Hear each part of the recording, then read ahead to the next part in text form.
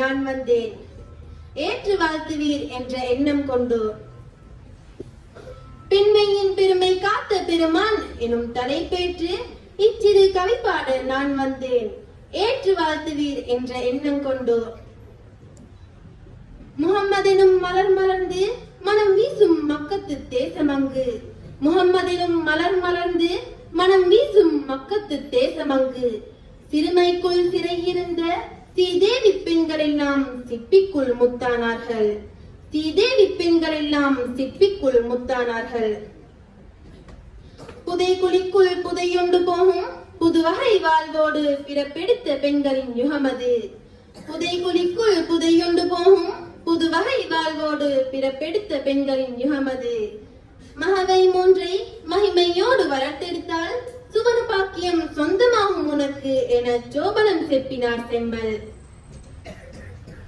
அல்லல் பட்டு ஆடவரின் ஆகாச பொருளாகி போனவளுக்கு அம்மணியின் விருப்பமும் அவள் கோரும் மகரும் அளித்தால் அன்றி அடைய முடியாதென்று அரண் அமைத்தாரோ அகிலத்தின் நற்கொடை எம்மன்னலார்.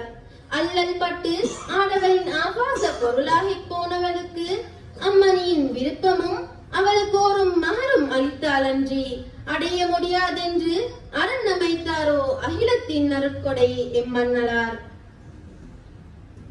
அறியாமை அழகு சொல்ல பின்மை பேதமை கொல்ல, அறியாமை அழகு சொல்ல பின்மை பேதமை கொல்ல.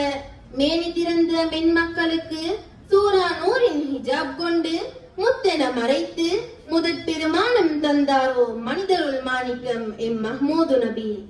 சூரா நூரின் ஹிஜாப் கொண்டு முத்தென மறைத்து முதற் பெருமானம் தந்தாரோ மனிதருள் மாணிக்கம் எம் மஹ்மூது நபி.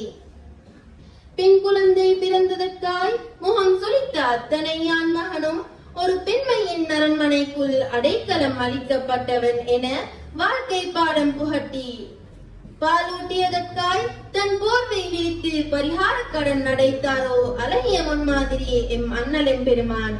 பாலூட்டியதற்காய் தன் போர்வை விரித்து பரிகார கடன் அடைத்தாரோ அழகிய முன்மாதிரி எம் அண்ணல் எம்பெருமான்.